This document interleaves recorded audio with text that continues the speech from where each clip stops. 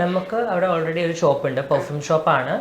വേറൊരു പാർട്ട്ണറുണ്ട്. നമ്മളവിടെ വർക്കിംഗ് പാർട്ട്ണറായിട്ട് നിൽക്കുകയാണ്. സോഷ്യൽ മീഡിയ ചെയ്യുന്നുണ്ട്, വീഡിയോസും കാര്യങ്ങളൊക്കെ ആയിട്ട് ഷോപ്പ് നന്നായിട്ട് പോകുന്നു, കുഴപ്പമില്ല. അപ്പോൾ രണ്ടുപേരും ഇപ്പോൾ ആശയാണെങ്കിൽ അവിടെ പെർഫ്യൂംസ് മേക്കൊക്കെ ചെയ്യാൻ വേണ്ടിയിട്ട് ആ കോഴ്സ് കംപ്ലീറ്റ് ചെയ്തിട്ട് അങ്ങനെ പെർഫ്യൂം മേക്കറാണ്.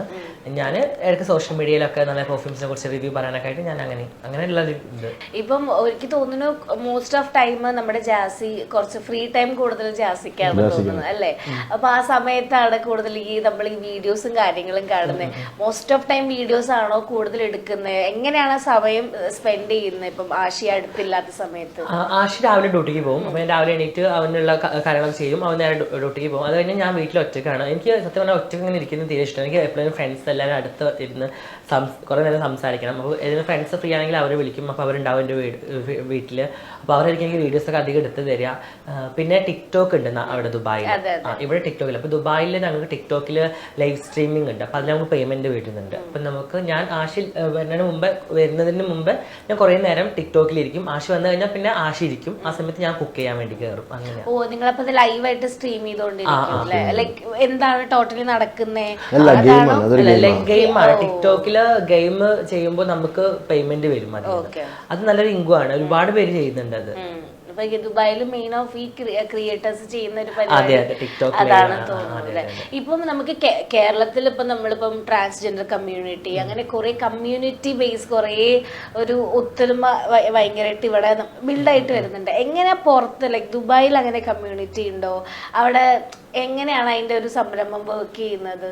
ഇല്ല, ദുബായിൽ അങ്ങനെ ട്രാൻസ് കമ്മ്യൂണിറ്റി അങ്ങനത്തെ ആൾക്കാരൊന്നും ഇല്ല.